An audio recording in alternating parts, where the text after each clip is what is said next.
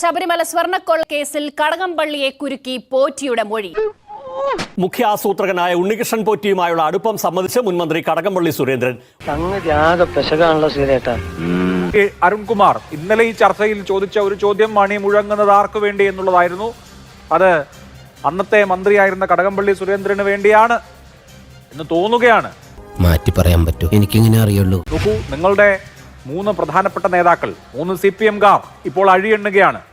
4ാമത്തെ ആളായി ആര് വരുമെന്ന ചങ്കിടിപ്പുണ്ടോ ശ്രീ അരുൺകുമാർ? ഒരു കേസുമായി ബന്ധപ്പെട്ടുകൊണ്ട് സാക്ഷികളായി വരുന്നവരെയും ആ കേസുമായിട്ട് വിവരങ്ങൾ ചോദിച്ചറിയാൻ ആരോട് വേണമെങ്കിലും ചോദ്യം ചോദിക്കാം, സ്റ്റേറ്റ്മെന്റ് എടുക്കാം. ആ സ്റ്റേറ്റ്മെന്റ് എടുക്കുന്ന മുൻ മന്ത്രിയാകാം, ചിലപ്പോ ദേവസ്വം ബോർഡ് ഉദ്യോഗസ്ഥരാകാം. സ്വാഭാവികം.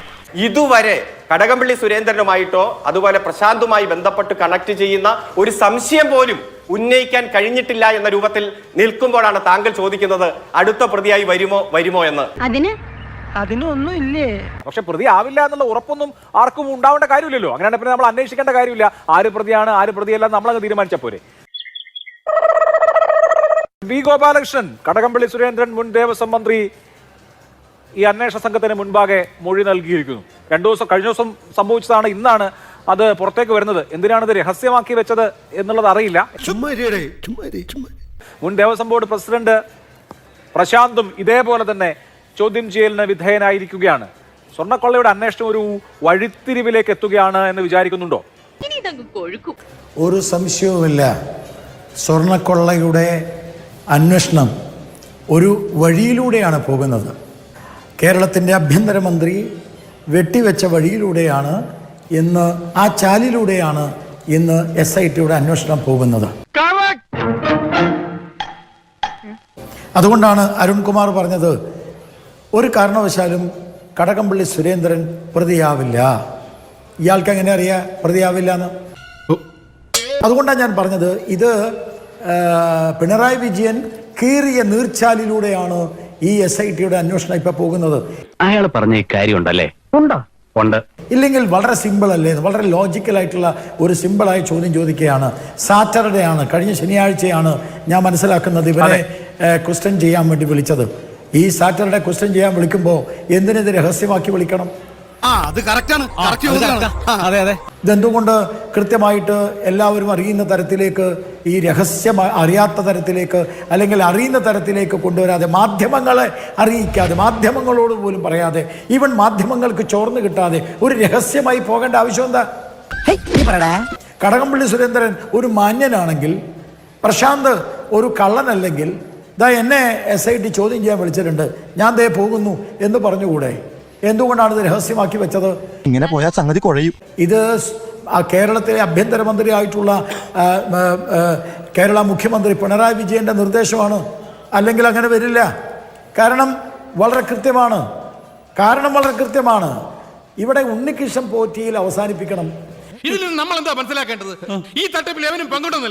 ഇതിന്റെ ഒരു വിഹിതം കേരളത്തിലെ ആഭ്യന്തരമന്ത്രിയുടെ വീട്ടിലും എത്തിയിട്ടുണ്ട് എന്ന് ബലമായി വിശ്വസിക്കുന്ന ആളാണ് ഞാൻ.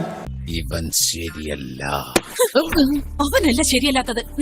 യഥാർത്ഥ ദ്വാരപാലക ശില്പവും അതുമായി ബന്ധപ്പെട്ട യോഗദണ്ഡ്, അതുമായി ബന്ധപ്പെട്ട് ശബരിമലയിൽ നിന്ന് കടത്തിയിട്ടുള്ള പലതും അന്താരാഷ്ട്ര തലത്തിൽ അത് സർക്കുലേറ്റ് ചെയ്ത് ഒന്നുകിൽ പണം നേടിയിരിക്കുകയാണ്. ഇതിനൊക്കെ കോടികളുടെ വില ഉണ്ട്. ഈ ആഭ്യന്തരമന്ത്രിയുടെ സ്വാധീനമില്ലാത്ത ഒരു അന്വേഷണം ഉണ്ടെങ്കിലേ അതിലേക്ക് പോകുകയുള്ളൂ കാര്യങ്ങൾ. അത് അന്വേഷിക്കുമ്പോഴാണ് അന്താരാഷ്ട്ര, അതുകൊണ്ടാണല്ലോ രമേശ് ചെന്നിത്തല ഇതിനൊരു അന്താരാഷ്ട്ര തലമുണ്ട് എന്ന് പറഞ്ഞത്. ആ അന്താരാഷ്ട്ര തലത്തിലേക്ക് പോയപ്പോൾ തന്നെ നമ്മൾ തടയപ്പെട്ടു. ഞാൻ ചോദിക്കട്ടെ, ഈ പത്മകുമാർ പറഞ്ഞ ആ ഒരു സ്റ്റേറ്റ്മെന്റ് ഉണ്ടല്ലോ, അതിനെക്കുറിച്ച് എന്താണ് അരുൺകുമാറിന് പറയാനുള്ളത്? ദൈവതുല്യരെന്ന് വിചാരിക്കുന്നവർ, കമ്മ്യൂണിസ്റ്റ് പാർട്ടിയിൽ ദൈവതുല്യരെന്ന് വിചാരിക്കുന്നത് ആരാ? കമ്മ്യൂണിസ്റ്റുകാരന് ദൈവതുല്യം എന്ന് പറയുന്നത് ആരാ? കമ്മ്യൂണിസ്റ്റുകാരന് ദൈവതുല്യം എന്ന് പറയുന്നത് പിണറായി വിജയനോ കടകംപള്ളിയോ ആണ്. അതൊക്കെ നാട്ടുകാർക്ക് അറിയാവുന്ന കാര്യം അല്ലേ? അതുകൊണ്ടാണല്ലോ ആ വാക്ക് വന്നത്. ഇതിനെക്കുറിച്ച് അരുൺകുമാറിന് എന്താ പറയാനുള്ളത്? എനിക്കൊന്നും അറിഞ്ഞൂടാ. അത് അഭിലാഷിന് അറിയാലോ. ഇന്നത്തെ അദ്ദേഹത്തെ കോടതിയിൽ കൊണ്ടുവന്ന സ്റ്റേറ്റ്മെന്റ് കൃത്യമായ ഒരു സ്റ്റേറ്റ്മെന്റ് പറഞ്ഞിട്ടുണ്ട്. അപ്പോ അദ്ദേഹം വളരെ കൃത്യമായി ചില സൂചനകൾ തരുന്നുണ്ട് പത്മകുമാർ. അയാൾ മാത്രം പെട്ടിരിക്കുന്നു എന്ന വിഷമത്തിൽ അയാൾ തരുന്നുണ്ട്. ശരി. പക്ഷേ ഇതിന്റെ അന്വേഷണം തടയപ്പെട്ടിരിക്കുകയാണ്. ഇതാകെ കുഴഞ്ഞു മറിയുന്ന ലക്ഷണമാണ്. ശ്രീ അരുൺകുമാർ, ഇപ്പൊ ഇവിടെ ഉന്നയിച്ചൊരു വിഷയമുണ്ടല്ലോ.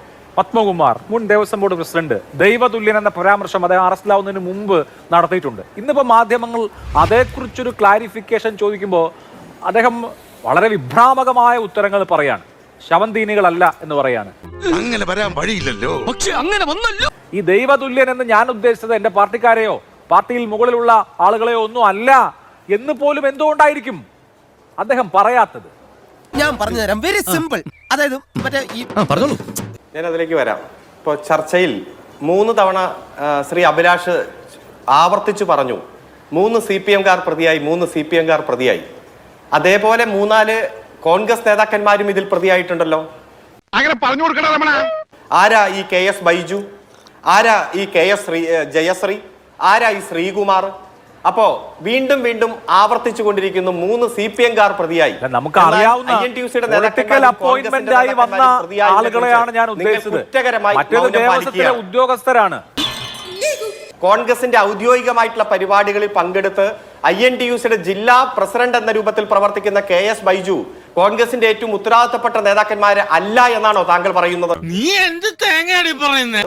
അതുകൊണ്ട് നിങ്ങളെല്ലാം തുടരെ ജനങ്ങളുടെ മനസ്സിലേക്ക് എത്തിക്കാൻ ശ്രമിക്കുന്നത് CPM-കാർ മാത്രം ഇതിൽ, മറ്റാരും പ്രതികളായി വന്ന കോൺഗ്രസ്സുകാരും അതുപോലെ തന്നെ BJP ചായ്വുള്ളവരും ഒന്നും പ്രതികളല്ല എന്ന രൂപത്തിലൊരു ധ്വനി ആവർത്തിക്കുകയാണ്. അവന്റെ കരച്ചിൽ എനിക്ക് സഹിക്കാൻ പറ്റുന്നില്ലടോ. ഇല്ല, പിന്നെ BJP-യുടെ ക്ലാരിഫൈ ചെയ്യാം. ശ്രീ രമേശ് ചെന്നിത്തല എന്താ പറഞ്ഞു പോയത്? ഞാൻ എഴുതി വെച്ചു. ജില്ലാ പ്രസിഡന്റ് അല്ലാതെ വേറെ KS ബൈജു ആണ്. അറസ്റ്റായ KS ബൈജു അല്ലാതെ കോൺഗ്രസ് ഈ ഫോറത്തിൽ വിശദീകരിച്ചിട്ടുണ്ട്. ബാക്കി ഈ സർവീസ് സംഘടനകളിലൊക്കെ പെട്ട ആളുകളെ അറസ്റ്റ് ചെയ്തതുകൊണ്ട് അവരുടെ പാർട്ടിക്ക് അതിന് ഉത്തരവാദിത്വം എടുക്കണം നമുക്ക് പറയാൻ പറ്റുമോ? നിങ്ങൾ വെച്ച ദേവസ്വം ബോർഡിന്റെ തലപ്പത്തേക്ക് നിയോഗിച്ച, അതിനെ ഭരിക്കാൻ നിയോഗിച്ച ആളുകളാണ് അഴി എണ്ണുന്നത് ജാമ്യം പോലും കിട്ടാതെ. അരുൺകുമാർ,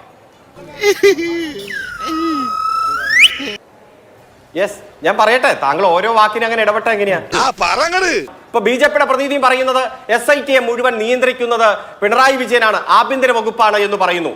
അങ്ങനെയാണെങ്കിൽ ആ തെരഞ്ഞെടുപ്പ് ഘട്ടത്തിൽ ഈ CPM-ന്റെ ജില്ലാ കമ്മിറ്റി അംഗത്തെ അടക്കമുള്ളവരെ അറസ്റ്റ് ചെയ്യേണ്ട, ഈ തെരഞ്ഞെടുപ്പ് ഒന്ന് കഴിഞ്ഞോട്ടെ എന്നെങ്കിലും തീരുമാനിക്കുവാനുള്ള ഒരു അവധാനത അന്ന് കാണിക്കുമായിരുന്നില്ലേ?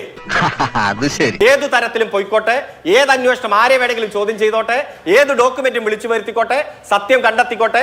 ഞങ്ങളെ സംബന്ധിച്ചിടത്തോളം ശബരിമലയുടെ നയാ പൈസ നഷ്ടപ്പെടാൻ പാടില്ല, ഒരു തുണ്ട് സ്വർണം പോലും നഷ്ടപ്പെടാൻ പാടില്ല. എന്തോ എങ്ങനെ പാടില്ല. ആര് കുറ്റം ചെയ്താലും മുഖം നോക്കാതെ, രാഷ്ട്രീയം നോക്കാതെ നടപടി എടുക്കട്ടെ. ആ നടപടിക്ക് പൂർണ്ണമായി ഞങ്ങൾ കൂടെ ഉണ്ടാകും. വായുനൂലും പറഞ്ഞാണ്ടല്ലോ. ശരി, ശ്രീ B. ഗോപാലകൃഷ്ണൻ, CPM ഉയർത്തുന്ന വാദം ഞങ്ങൾ രാഷ്ട്രീയമായി ഈ അന്വേഷണത്തെ നിയന്ത്രിച്ചിരുന്നുവെങ്കിൽ തദ്ദേശ തെരഞ്ഞെടുപ്പ് നടക്കുന്ന സമയത്ത് N. വാസുവിനെയും അതുപോലെ തന്നെ പത്മകുമാറിനെ അറസ്റ്റ് ചെയ്യുമായിരുന്നോ? തെരഞ്ഞെടുപ്പ് കഴിയാനെങ്കിലും കാത്തു നിൽക്കുമായിരുന്നില്ലേ എന്നുള്ളതാണ് ഞാൻ. പിന്നെ ഇലക്ഷന്റെ ഡിക്ലറേഷൻ വരുന്നതിന് മുമ്പ് തന്നെ ഈ വക കാര്യങ്ങളിലേക്കൊക്കെ എല്ലാ കാര്യങ്ങളും എത്തിയിരുന്നു. ഇത് ചെമ്പാണ് എന്ന് എഴുതി വെച്ചില്ലേ? എഴുതി വെച്ച ഉദ്യോഗസ്ഥന്മാരെ അറസ്റ്റ് ചെയ്തില്ലേ?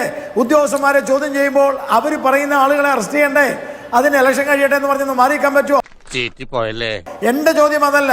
കടകംപള്ളി സുരേന്ദ്രൻ എന്ന് പറയുന്ന ദേവസ്വം മന്ത്രി അന്നക്കാലത്ത് ഈ കാര്യങ്ങളെല്ലാം ചെയ്ത ആളെ ചോദ്യം ചെയ്തോ? ആ സമയത്ത് ഇല്ലല്ലോ. അതെന്തുകൊണ്ട് ചോദ്യം ചെയ്തില്ല? എവിടെ പോണു? തൊണ്ട വെള്ളം കുടിക്കണം. അതിലേക്കുള്ള സാധനങ്ങളെല്ലാം വഴിമരുന്നിട്ട് വരാൻ പോകുന്നതേ ഉള്ളൂ എന്നാണോ? ഇതൊക്കെ വളരെ ക്ലിയർ അല്ലേ? എന്താണ് അരുൺകുമാറിന്റെ ചോദ്യം? എന്താ ആ വഴങ്ങാലോ? അതിനിപ്പോ എന്താന്ന് വെച്ചാ ഒന്ന് പറഞ്ഞു തുലക്കടോ. അതായത് ഈ എന്നാ കേരളം ഉണ്ടായത്? എന്നാ ദേവസ്വം ബോർഡ് രൂപീകരിച്ചത്? എന്നാണ് ദേവസ്വം ബോർഡ് ആക്ട് വന്നത്? എനിക്ക് അറിവുണ്ടായിരിക്കുമല്ലോ. കേരളം രൂപീകരിക്കപ്പെട്ടത് 1957-ലാണെങ്കിൽ തട്ടിപ്പ് പരിപാടിയൊന്നും വേണ്ട. അല്ല, ഞാൻ പറഞ്ഞു പൂർത്തിയാക്കട്ടെ. താൻ എന്ത് സംസാരിക്കാനാണ്? താനോട് നാദി എന്നോട് ഒരു വഴങ്ങാൻ പറഞ്ഞു, ഞാൻ വഴങ്ങി. ശരി, അത് കഴിഞ്ഞു. ചരിത്രവും ഭൂതകാലവും പറഞ്ഞു വരണ്ട. ഞാൻ ഒരു കാര്യം ചോദിക്കട്ടെ മിസ്റ്റർ അരുൺകുമാർ, ഒരു കാര്യം ചോദിക്കട്ടെ. നിങ്ങളുടെ 3 പ്രധാനപ്പെട്ട കമ്മ്യൂണിസ്റ്റ് നേതാക്കന്മാർ ജയിലിൽ കിടക്കുന്നത് നിങ്ങൾക്ക് എന്തു പറയാനുണ്ട് സർ? നിങ്ങൾക്ക് എന്തു പറയാനുണ്ട് മിസ്റ്റർ? നിങ്ങൾ നടപടി എടുത്തോ? നിങ്ങൾ അവരെ കുറിച്ച് എന്തെങ്കിലും പറഞ്ഞോ? ഇതൊരു നടത്തു പോണ മാതിരില്ല. അന്വേഷണം വഴിക്ക് പോകട്ടെ എന്ന് പറഞ്ഞാൽ മതിയോ? അങ്ങനെയായിരുന്നോ നിങ്ങൾ ഉമ്മൻചാണ്ടിയോട് ചോദിച്ചത്? അങ്ങനെയായിരുന്നോ നിങ്ങൾ LK അദ്വാനിയോട് ചോദിച്ചത്? അങ്ങനെയായിരുന്നോ നിങ്ങൾ നരേന്ദ്രമോദിയുമായി ബന്ധപ്പെട്ട ഏതൊരു റഫേലിന്റെ വിഷയം വന്നപ്പോൾ നിങ്ങൾ ചോദിച്ചത്? എന്താ ഉറക്കം വരുന്നു. നിങ്ങൾ നടപടിയെടുത്തോ? നിങ്ങൾ മിണ്ടിയോ? നിങ്ങൾ സംരക്ഷിക്കും അവരെ. ശരി. കാരണം കേരളത്തിലെ CPM-ന്റെ ഇതുവരെയുള്ള ചരിത്രം പരിശോധിച്ചാൽ ആ ചരിത്രത്തില് നിങ്ങൾ എല്ലാ കള്ളന്മാരെയും സംരക്ഷിച്ച ചരിത്രമാ. നിങ്ങൾക്ക് വേണം ഉദാഹരണം വേണം, ഞാൻ പറഞ്ഞുതരാം.